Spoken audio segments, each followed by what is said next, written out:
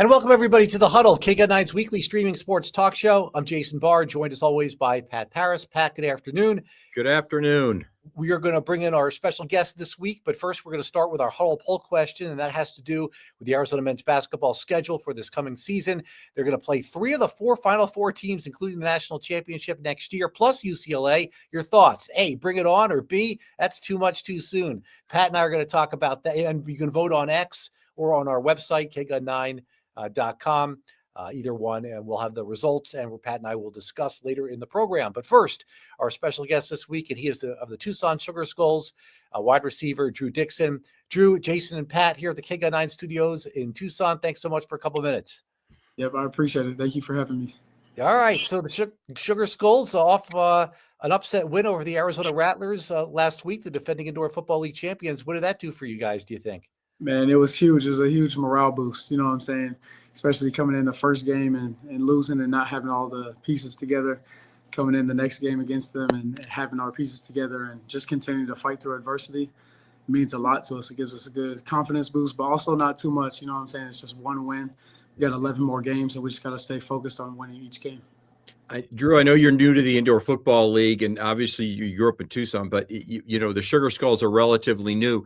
But there is kind of that Tucson Phoenix rivalry already that's been established in the handful of years that these two teams have gone at. Do you kind of get that sense too, that finally you get one over on Phoenix by beating the Rattlers Saturday night? Absolutely, because they're always calling the Arizona Rattlers our big brother. So, being from Tucson, it's smaller than Phoenix, but we can compete too. So it's kind of just kill that narrative and just keep winning games. Drew, you are the first Tucson native and former Wildcat to play for the Sugar Skulls. They haven't had one who's had the distinction of being both. How much did you know about the Tucson Sugar Skulls when you were playing? I know they started in 2019, so maybe not when you were at Sabino, but maybe you were at the U of A. Did you know much about the team? I know they were new at the time. Yeah, so honestly, I didn't know much about the team in 2019. And then once I had transferred out and went to South Carolina, I kind of just I didn't really know much about it until I got back to Tucson. So it's really awesome to have a professional team in Tucson and have the opportunity to play for them. Yeah, and I suppose the dream never dies, right? Your ultimate goal is to step up even further in professional football, but this is professional football, and it could be a stepping stone for you. Absolutely, yeah, like that. Just like you said, that is a dream. So, just being able to play professional ball and in my hometown and have my family around me and help me and believe in me and support me, it's like, yeah, I definitely want to use this as a stepping stone to get to the next level. You mentioned South Carolina. You went to Limestone where you had over 1,000-yard receiving. There's been a couple players, I believe, who have made it to the NFL out of Limestone, but not really a heavily recruited area, I would say, for teams going into the NFL draft and then being an unrestricted free agent afterwards. What was your experience like there? Man, it was great. I had a great opportunity to be mentored and coached by Mike Fury and Jericho Cotchery, 2 NFL vets. Yeah. So, just being able to perfect my craft and become a better man, learn from those guys.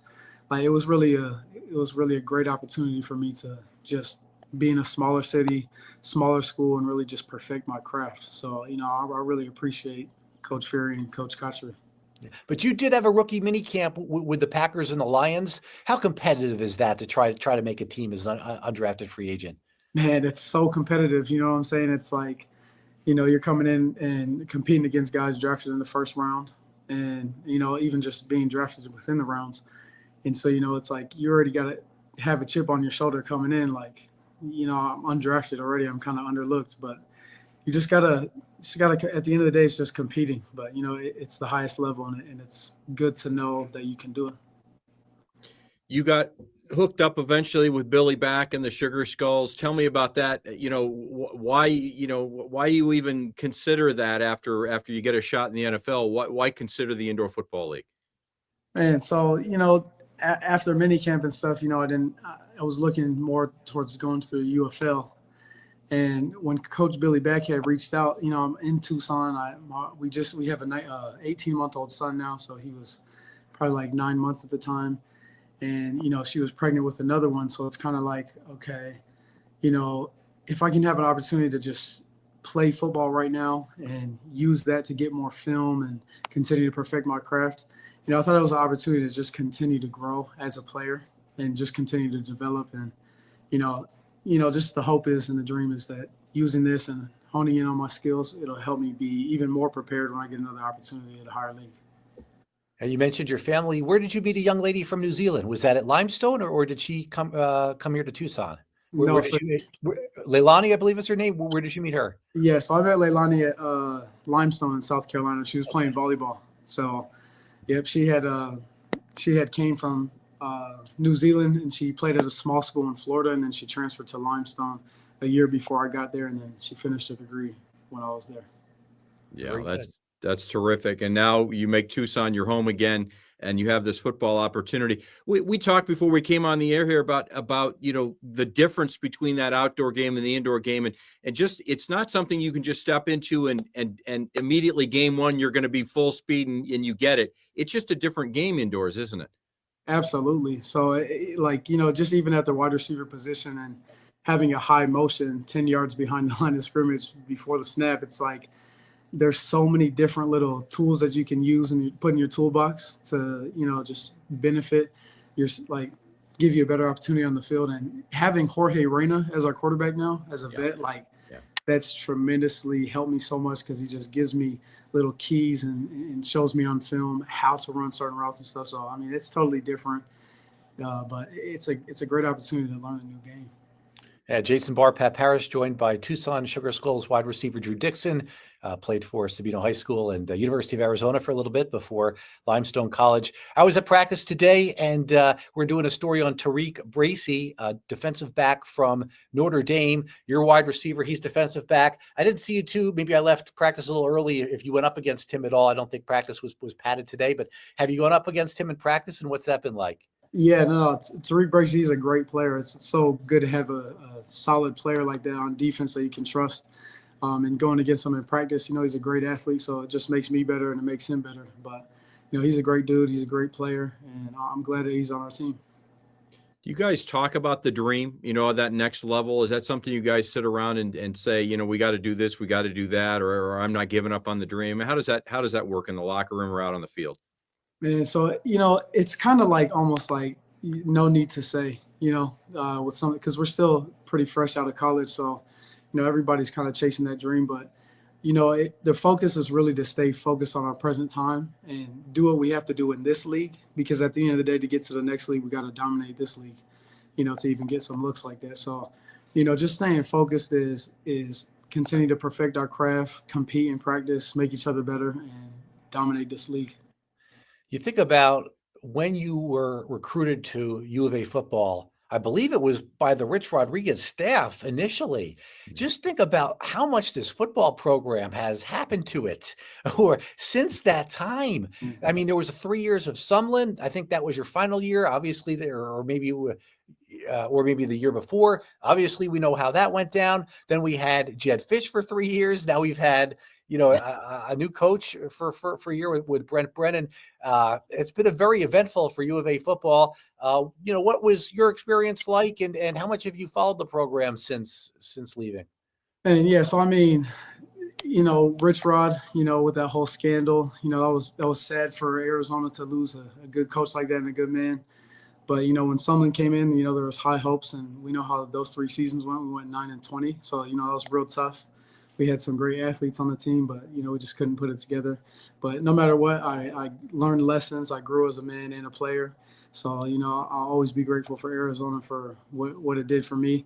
And then, even just following the program, it's my hometown. I grew up being a fan of the Wildcats and wanted to play for them. So, just seeing how much the culture has changed and, how much influence these coaches have had to change the program. I was so happy for the players that were there. Man, that's a great experience to see a culture change so much with different coaches. And then even just transitioning to the Big 12, man, what a great opportunity for Arizona to, get on the map like that. And then we got T-Mac getting drafted in the first round. That's awesome for Arizona. I'm happy. Yeah, it sure is. And once a Wildcat, always a Wildcat, right? You're going to follow him no matter what. Yeah, absolutely. Yeah. Tell me, let's go back to the game Saturday night real quick. I want to ask you about, you get down by 2 touchdowns in the first half. You come back and you're in it again at halftime. you come out and you get down by 15 points in the third quarter, yet you guys battled all the way back. How do you, with a team that only had one win to that point, what was that like to kind of stay together and not let the heads sink down and say, oh, well, we're going to lose to the Rattlers again?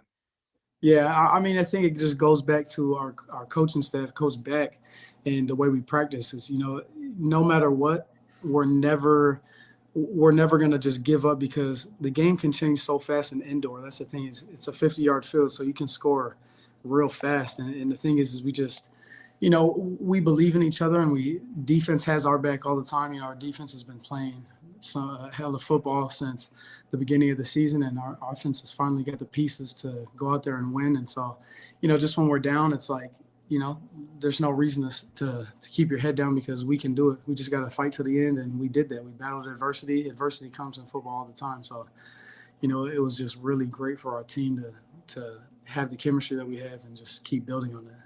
And you mentioned defense real quick. The defense has kind of been, the marquee part of your game up until the I'd say this game against Arizona. Did you feel that kind of that pressure as an offense that, man, we got to do something here? Our defense is carrying us right now. Absolutely. Like that's been the focus for the past few weeks. Like, we've gone through 2 different quarterbacks, so that's been the missing piece of our team is our offense. And so being able to have our defenses back now and be able to start scoring points and getting in the groove as an offense, like, man, it just makes us that much more solid of a team. So, shout out to the defense for holding us up, but, now we're going to be balanced, which is nice. And last one for me, you play Massachusetts this week. For fans maybe who haven't been to a Tucson Sugar Skulls game, they got some momentum here coming off this win against the Rattlers. Have you scouted Massachusetts yet? I know they usually have a pretty stocked team. Have you had a chance to look at them so far, or are you just kind of focusing on yourself until you get to the game planning? No, yeah. So, I mean, game planning is that we got a game plan, we definitely watched film already on them. So, they got great athletes, but they do have weaknesses, and, we're going to focus on our strengths, do what we do, and get open and execute on plays. Finally, for me, Drew, football's great, but football's not forever. So what's the Drew Dixon plan for the future after football? Yeah, so cool. So, yeah, especially playing in this indoor league, it's a little bit different financially. So, actually, I'm an executive planner now doing financial services, and that's something as a foundation that I'm going to use for probably the rest of my life. So, it's been really good to me and my family. So, I'm just continuing to learn and grow and get better at business. So is now a good time to get into crypto? Sorry, Pat, go ahead. I was going to say, anybody in Tucson that needs a financial planner, Drew Dixon's available then. That's exactly right. I appreciate that. Absolutely. Yeah. I'm ready to do business anytime. Yeah, let us know if we should get into crypto. Yes. Hey, you probably should. I know it. Drew Dixon, has been a lot of fun. Jason Barr and Pat Parris here Thanks, Drew. On the Huddle. Thanks so much for a few minutes, and good luck. We'll be at the game on Saturday. Watch you guys try to win another one against Massachusetts this time. Absolutely. Thank you guys so much. All right. We'll see you then. All right. That was Tucson Sugar Skulls wide receiver Drew Dixon. Hey, good to see him doing well. It's another local connection for the team for people to go out. I'm sure they have a career ready to go as a Wildcat. Yeah, career ready to go in case, and even after that dream's over, you got to have a career. Unless you're a superstar athlete that's going to make a name for yourself afterward just from your name, you've got to have a real career, and he's got one. It sounds like. Yeah. Okay, let's shift to our Huddle poll question. We usually talk about it a little bit before, but we don't want to keep Drew waiting. And it has to do with the Arizona basketball schedule for next year. Pat, is that right? 3 Final Four teams? Who are the 3 Final Four teams? Exactly right. And Auburn, UCLA. Florida, and who's the other one? So it's Florida. They go. This is murderer's row, really. And it's right. There's 9 games in the non-conference schedule in November, December. And Houston, of course, the Big 12 conference. Yeah. Of those 9, there's 5. In that 9-game non-conference schedule. It goes Florida, UCLA, at UConn, versus Auburn here, and then at Alabama.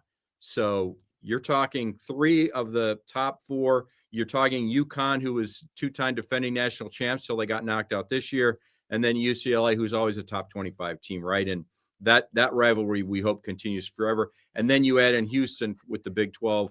They're certainly going to see all of the all the powerhouse teams when you think college basketball in that stretch next season. It's going to be fantastic. Well, I thought they did get credit for it having the tough schedule this They year. did. They I did. don't think not this past year, but the year before, the Arizona women's basketball team, I think, had the second toughest schedule in the country, and they still made them go to the play-in game. So I Right. know it's women's basketball is a little different, but I was a little skeptical going into this year. And like, I don't know that they're going to get the credit for it. I just think sometimes when a team has 12 or 13 losses going into the tournament, it kind of hurts them a little bit. But they still got a number 4 seed, right?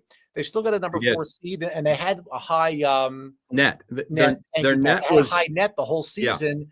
Yep. So it did not hurt them at all. What we just want to make sure, though, is that those teams that are really good from last year are still going to be good next Right. year. We don't want to play those teams and then have them not, and maybe lose a couple games and then have those teams not do well the rest of the year. Hey, I'm okay with that schedule as long as those teams do great the rest of the year.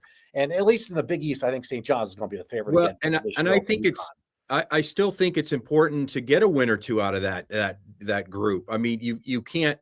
Yes, your net ranking's not going to be hurt. It's only going to be helped by playing these teams. But this is an Arizona team, whether they have Carter Bryant or not, with these 5-star recruits and one of the top recruiting classes in the country. I think that they've got to get some wins. I'm Bring It On. I'm by the way, all the way. Bring It On. I think it does help you with your net ranking. I think it helps you. We said it last year. They got off to that rough start, 3-4. And then after that, they started to really kind of find themselves. And by the time it got to crunch time, by the time it got to February and then March, this was a much better team because of that early schedule. And I think that's the way that Tommy Lloyd approaches it is you might take your lumps early on, but you're going to be a way better basketball team and ready for Houston and ready for Texas Tech in crunch time. And remember, this is a Arizona team that made it all the way to the Big 12 championship game and lost to Houston. And they were more than ready for the Sweet 16 run. And, things go a little bit different. Maybe you don't get the matchup against Duke. You're looking at an Elite 8 or a Final 4. Yeah, no, I'm going with the Bring It On too. I think it did help them, and that's what I'm voting for here, Pat. But I don't think Carter Bryant is going to be part of this team. Yeah, I don't. Vegas mock draft has him 9th. Good Lord! And I'm by the way, surprised about 9th that. to the Phoenix Suns. 9th, you can't give that up. I No. mean, I'm sorry. I know they're getting money here for college, but I still don't think you can give 9 up. And I tell you what else, he passes the eye test. I mean, if you're an NBA scout, what are you telling the general manager? This guy has incredible potential. I mean, we've seen, not to knock Dalen Terry, but he went mid-first round. This is a different level player, I think. Yeah, no, and I agree. Got But more offensive skills. I will say this: you and I both have texted back and forth in the middle of games. There's some Put him in the game, right? That's what I've texted you. There's some Put him in defensive the deficiencies. game, Pat. There's some defensive deficiencies with Carter I Bryant. don't care. That's the only thing that might have a few of those teams in that top 10 pass on him. Really? With what that defense looks like in the NBA now? I don't think so. Yeah, but if you're a 3-and-D guy, he's a 3-and-D guy. So in other words, he's expected. I don't think so. He's expected to hit the open that. 3, and he's expected to get back on defense. He's not a he's a shooting forward. He's a small forward. He's not a power guy. He's not going to be playing in the paint. He's not going to be doing any of that kind of stuff. He just look at his game. It's wide open threes. It's elbow jumpers when he's open. And it's play defense. And he plays defense. I'm not saying he doesn't play good defense. He doesn't play elite defense yet. And that would certainly help him. That's why I would want him to come back for another year. But if he's being told he's going to go in the top 10 or top 12, if he's a lottery pick, why come back? I get that. And if that's what they're telling him, then he's going to be gone. Yeah, I understand that. He'll be at the combine. Jaden Bradley is not one of the 75 players going to the combine. So, I'm pretty sure he'll be back and is just wanting some information. So look, they'll be okay without him. You can't have your cake and eat it too. And we've got Braden Burries and Koa Pete coming.